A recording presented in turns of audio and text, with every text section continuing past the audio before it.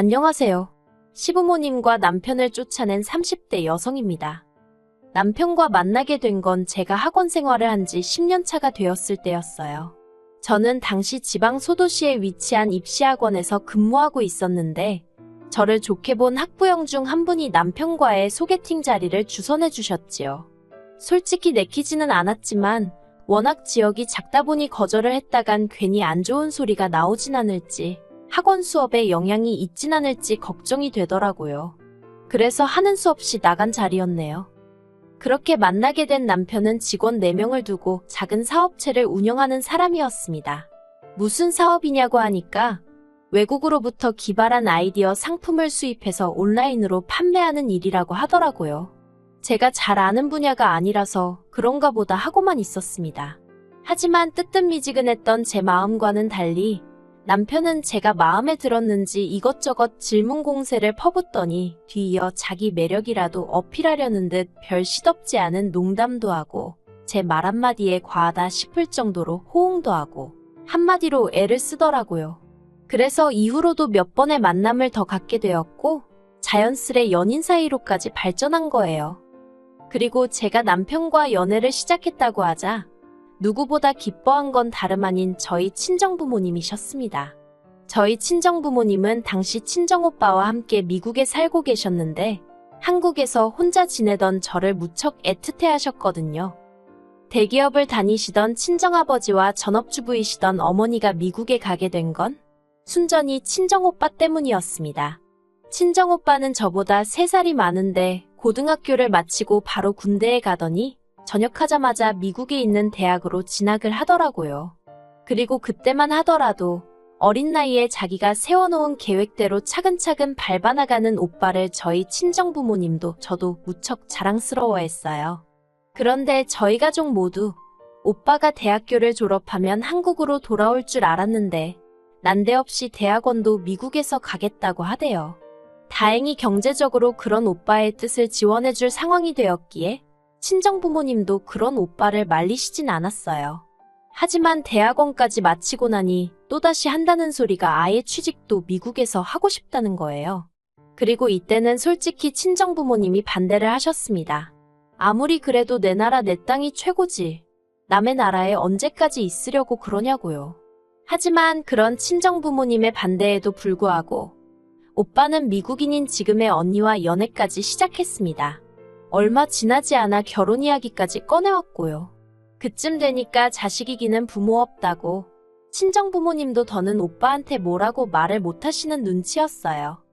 그리고 그해 겨울 오빠가 결국 결혼을 했고 미국에 자리를 잡게 되었습니다. 오빠 성격이 미주알고주알 소식을 전해오는 편은 아니었지만 이따금씩 보내주는 사진을 보면 누가 봐도 둘이 사이가 좋은 게 보이더라고요. 그래서 친정부모님도 저도 오빠가 잘 지내고 있는 것 같아서 안심을 했지요. 그런데 저희의 그런 생각과는 달리 오빠는 또 무슨 바람이 불어서는 미국에서 사업을 하겠다며 친정부모님께 자금 좀 대달라고 조르더라니까요. 친정오빠가 저한테 도와달라고 한 건 아니었지만 그래도 너무 뻔뻔해 보였어요. 그리고 그 무렵엔 친정아버지도 회사를 나오신 상황이었기 때문에 처음 오빠가 유학 갈 때하고는 상황이 많이 달라져 있기도 했거든요. 그래서 친정부모님이 그럴 만한 능력이 안 된다고 포기하라 하셨답니다. 하지만 얼마 안 가 다시 한번 오빠가 임신한 언니를 앞에 내세우고는 몇 달만 있으면 이제 자기도 한 집안의 가장이라면서 제발 이번 한 번만 더 믿고 도와달라고 친정부모님께 매달리더래요. 그리고 아들이 그렇게까지 나오니 친정부모님 입장에서도 모른 척 하시기가 어려우셨을 거예요. 그래서 결국 친정부모님과 제가 같이 살던 아파트는 제 명의로 돌려주셨고 그 외 재산은 전부 다 현금화해서 미국으로 건너가셨습니다. 저에게도 같이 가자 하셨지만 저는 미국에서 살고 싶은 생각이 없었거든요. 아무튼 이후로 다행히 친정부모님의 자본 덕분에 오빠는 어려움 없이 사업을 시작할 수 있었고 지금까지 안정적으로 사업을 이어오고 있어요. 하지만 부모님 입장에선 저 혼자만 한국에 두고 온 게 오랫동안 마음에 걸렸던 모양입니다. 게다가 제 성격이 원래도 친구들을 만나서 노는 걸 좋아하는 편이 아니거든요. 그렇다 보니 자연스레 직장과 집만 오가는 생활을 하고 있었지요. 그래서인지 친정부모님은 이따금 통화라도 할 때면 제발 누구라도 만나라고 취미생활도 좀 하고 그렇게 살라며 잔소리를 많이 하셨어요. 저는 들은 척만 하기가 일쑤였고요. 그런데 그런 와중에 제가 연애를 시작했으니 친정부모님이 좋아하시는 건 어찌 보면 당연한 일이었네요. 아무튼 그렇게 교제를 시작한 이후로 남편과는 결혼 전까지 1년을 만났고 꽃이 만발하던 봄날 양가 부모님과 지인들 그리고 친구들의 축복 속에서 부부의 연을 맺었습니다. 친정부모님이 이제야 마음을 좀 놓을 수 있겠다며 안도의 한숨을 내쉬셨고 어머님은 그런 저희 친정부모님의 손을 꼭 붙들며 제가 며느리가 아니라 당신 딸이다 생각하고 저를 돌보고 살피겠다 말씀하셨어요. 그리고 솔직히 그때 저는 어머님의 그런 모습을 보고 제가 시부모 복이 있는가 보다고 생각했네요. 그래서 그때만 하더라도 지금과 같은 결과는 생각지도 못했는데 정말이지 사람 일이라는 건 한치 앞을 알 수가 없다더니 그 말이 맞더라고요. 신혼살림은 제가 원래 혼자 살던 아파트에서 시작하게 되었습니다. 원래는 제 아파트는 세를 주고 남편이 가지고 있다는 2억과 제가 모아둔 돈을 합쳐서 시내에 있는 신축 아파트를 사려고 했었거든요. 그런데 남편이 자기가 알아보니까 사업 때문에 아파트를 세금이 어쩌고 하대요. 그리고는 며칠 지나지 않아서 사업에 갑자기 일이 생겼다면서 급하게 그 모아뒀던 2억을 일단 썼다고 그러는데 제가 사업 쪽은 영 아는 바가 없어서 그냥 그런가 보다 했어요. 솔직히 그때 한참 애들 시험 기간이기도 했고 저는 저대로 친정부모님이 안 계신 상태에서 혼자 결혼 준비를 하다 보니 정신이 하나도 없었거든요. 그래서 남편이 하는 말을 고지고대로 믿은 게 제 잘못이라면 잘못이겠네요. 아무튼 그때는 남편이 하는 말들에 특별히 의심을 한다던가 안 좋은 쪽으로는 아예 생각조차 못했습니다. 어차피 제가 사는 아파트가 있으니 집 문제 자체에 있어서 크게 스트레스를 받는 상황도 아니었고요. 그래서 유야무야 신혼살림을 제 아파트에서 시작하게 된 거예요. 하지만 결혼 생활을 시작한 지 1년여 만에 생각지도 못한 상황을 맞닥뜨렸습니다. 신혼을 즐길 틈도 없이 저는 아이를 가졌고 그렇게 학원을 관뒀거든요. 처음부터 애를 갖게 되면 애가 자기 의사표현을 할 때까지는 제가 직접 키울 생각이었기 때문에 학원을 관두는 데 있어서 아쉬운 건 없었지요. 굳이 따지자면 돈이 조금 아쉽긴 했지만 그동안 벌어놓은 돈이 있었으니 큰 문제는 아니었습니다. 남편도 한 달에 400 정도, 저보다는 적은 월급이었지만 두 사람 생활하는데 부족하진 않을 만큼 벌어오고 있었으니까요. 아무튼 이후로 건강한 딸아이를 출산했어요. 그리고 그때만 하더라도 앞으로 남편과 함께 아이를 키우며 오손도손 즐겁게 지낼 줄로만 알았지. 드라마에나 나올 법한 상황에 제가 처할 줄은 상상도 못했네요. 출산 후 제가 산후조리원에 바로 들어가기도 했고 그래서 친정부모님께는 애가 100일 정도나 되면 한번 나오시라고 했어요. 특히나 친정아버지가 하루빨리 손녀를 안아보고 싶다며 아쉬워하셨지만 어쨌든 혹시 모를 상황에 대비한 딸아이의 건강이 우선이었으니 이해하신다 하셨고요. 그런데 산후조리원에서 나와 남편과 함께 집에 도착하던 날 남편이 현관 앞에 도착했어야 하는 말이 지금 집에 어머님 아버님이 와 계시다는 거예요. 현관문을 여니 눈앞에 펼쳐진 건 정말 가관도 아닌 집안 꼬라지였습니다. 일단 저와 남편이 쓰던 안방은 어느새 어머님 아버님 차지가 되어 있었고 그런 와중에 어머님은 민망한 기색도 없이 자랐다며 저를 반기시는데 한마디로 여기가 내 집이 맞나 싶더라고요. 까놓고 말해서 제가 산후조리원에 입원해 있던 동안 어머님 아버님 두 분 다 두세 번 얼굴을 비추셨는데 그때마다 한 번도 합가의 히읗차도 꺼내신 적이 없었기에 눈앞에 펼쳐진 상황이 더 믿기지가 않았던 것 같아요. 한마디로 어머님 아버님과 남편한테 뒤통수를 세게 맞은 기분이었습니다. 남편에게 도대체 이게 지금 무슨 상황이냐고 따졌더니 남편은 저더러 정말 복도 많다면서 하는 말이 장모님도 안 오시는데 시어머니가 애를 봐준다고 오신 거라며 오히려 몇 번이고 생색을 내더라고요. 막말로 누가 고마워하는 것도 아닌데 혼자서 난리였지요. 제가 어떻게 나랑 상의 한마디 없이 그런 일을 결정할 수 있냐고 물었더니 전부 다 저를 생각해서 그런 건데 뭘 상의를 하렵니다. 어처구니가 없어서 그래서 나를 생각해서 내가 쓰던 안방도 내드렸냐 따졌어요. 그랬더니 오히려 남편이 제가 이해가 안 된다는 표정을 짓고는 시부모님이 제일 어른이시니 당연히 방도 제일 큰 방에서 지내시게 하는 게 맞는 거 아니냐대요. 막말로 이 인간이 무슨 효자병이라도 걸렸나 싶어서 어이가 없더라고요. 어쨌든 짐은 이미 다 들어왔지. 애를 챙겨야 되는데 몸은 힘들어 죽겠지. 제가 뭔가 이성적으로 할 수 있는 상황이 아니었어요.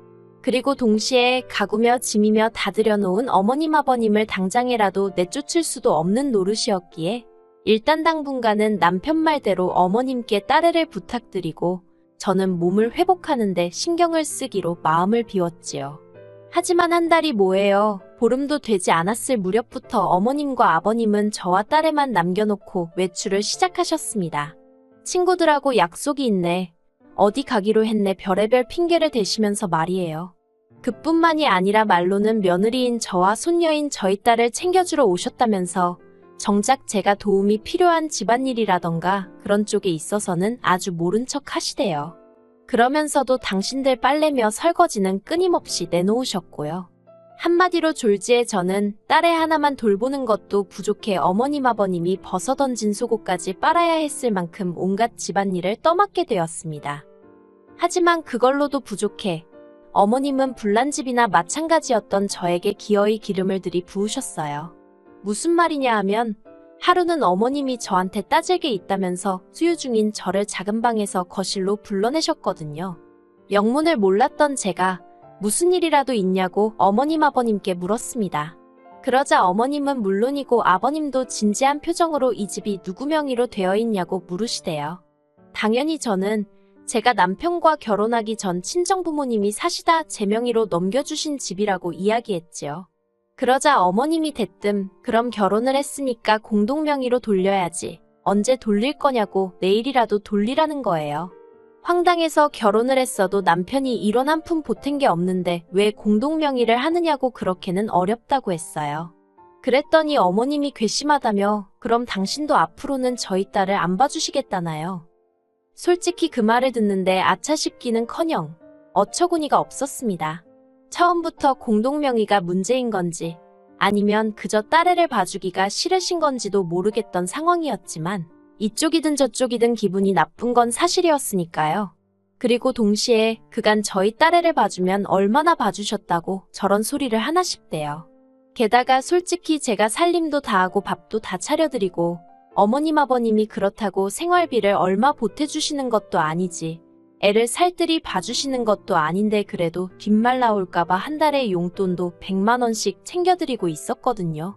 그런데 돌아오는 말이 고맙다는 고사하고 앞으로 애를 봐주네 안 봐주네라니 기가 차서 순간 말문이 다 막히더라니까요.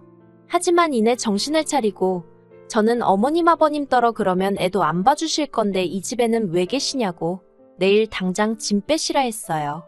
애 봐주신다고 하셔서 불편한 것도 감수하고 같이 살고 있는데 이제 안 그래도 되겠다고 덧붙이면서 말이지요. 그러자 이번엔 옆에 있던 남편이 그게 말이 되는 소리냐면서 저한테 화를 내대요. 그리고는 이내 방에 가서 이야기 좀 하자면서 제 손목을 비틀듯이 잡아채는 게 아니겠어요. 저는 당장 손 놓으라고 악을 쓰면서 도망치듯 제 지갑하고 차키만 챙겨서는 현관으로 빠져나왔습니다. 솔직히 집에 딸애를 혼자 두고 나온 게 마음에 걸리긴 했지만 그렇다고 버티고 있다가는 저부터가 한 대 맞을지도 모르겠다 싶었거든요. 그리고 그럴 경우 어머님이나 아버님이 저를 지켜주실 분들도 아니었고요. 그렇게 혼자 30분 정도 달려서 호텔에 도착했더니 남편에게 전화가 걸려왔어요. 뭐라고 떠들지 드러나 보자 싶어서 받았더니 기껏 한다는 소리가 지금 뭐 하자는 짓이냐며 엄마라는 여자가 애까지 놓고 그렇게 나가면 그만이냐고 그따위로 할 거면 2번 다시 집에 들어올 생각 말라나요. 어이가 없어서 돌았냐고 눈에 뵈는 게 없냐고 소리를 질렀어요. 그리고는 그 집이 누구 집인지나 알고 하는 말이냐고 쓸데없이 헛소리 짓거리지 말고 당신이나 내일 당장 당신 부모랑 같이 짐 빼라고 했네요.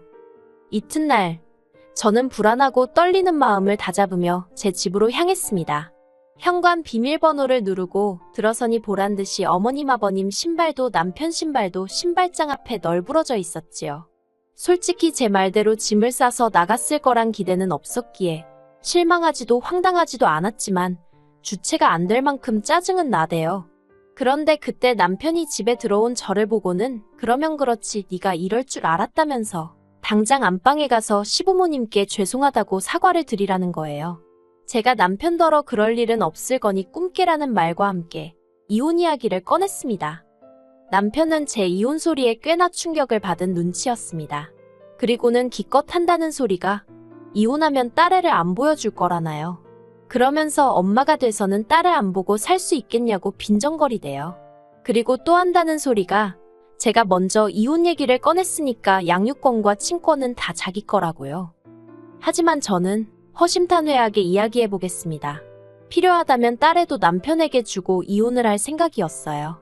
요즘이 옛날처럼 쉽게 연락이 끊어지는 사회도 아니고 솔직히 마음만 먹으면 20년이고 30년이고 안 보고 살던 사람들도 며칠 만에 찾아내는 세상이잖아요.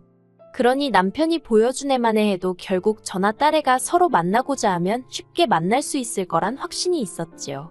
그래서 남편더러 그렇게 하라고 했습니다. 딸아이 양육권도 친권도 다 가지라고 대신 이혼 도장 찍고 내 집에서 당장 나가달라고요. 남편은 계속해서 제가 자기 예상과는 다른 자세로 나오니 환장할라 하대요. 애를 볼모로 들이대면 제가 그렇게는 못한다며 자기 바짓가랑이라도 잡고 늘어질 줄 알았나 봐요. 저더러 모성애도 없냐면서 딸애가 불쌍한 애 어쩌네 악을 쓰는데 솔직히 저 눈 하나도 깜짝하지 않았어요.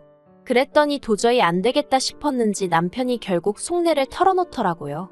아들 며느리 집에 들어가서 산다고 본가 전세 계약도 연장 안 하고 올라오셨다면서 저더러 한 번만 없던 일로 생각하고 넘어가 달라나요. 하지만 어머님 성격이라면 분명히 얼마 못 가 그놈의 공동명예 이야기를 또 하시고도 남을 분이셨거든요. 그리고 제 집에서 제 딸 키우면서 제가 왜 어머님 아버님 눈치를 봐야 하나요? 저는 남편에게 더는 할 말 없다고 그냥 협의 이혼을 할 건지 소송을 갈 건지 그것만 정하라 했습니다. 어느 쪽이든 상관없지만 소송으로 하면 당신이 오히려 나한테 위자료를 줘야 할지도 모른다는 조언 정도는 해줬고요. 그리고 결론부터 이야기하자면 남편과 저는 협의 이혼을 했어요. 양육비 핑계로 남편과 얽히는 게 싫어서 한 달에 50만 원씩으로 계산해 10년치로 6천 먼저 받았고요. 시부모님은 상황이 어려워지셨습니다. 일단 아버님은 아주버님 내에서 지내게 되셨는데 보아하니 거기도 아주버님하고 형님하고 얘기가 안 된 상황이었나 봐요. 그래서 형님이 이게 다 무슨 일이냐며 저한테 전화를 걸어오고 난리도 아니었어요. 그리고 어머님은 남편하고 둘이 일단 오피스텔에서 지내게 되셨더군요. 이제 손녀 말고 다 큰 아들 케어해주게 되셨으니 기쁘시려나요? 아무것도 모르는 딸아이를 보고 있으면 미안한 마음뿐입니다. 그래서 지금 미국에 있는 친정 식구들과 여러 가지로 고민 중인데 일단은 머리도 식힐 겸 여행을 다녀오려고요. 솔직히 가서 부모님이나 오빠네 부부 사는 것도 보고 그 집 애들도 보고 괜찮겠다 싶으면 아예 미국에서 새로운 시작을 해볼까 그런 생각도 하고 있습니다. 어디서든 마음 굳게 먹고 열심히 살면 또 좋은 날이 올 거라고 믿어요.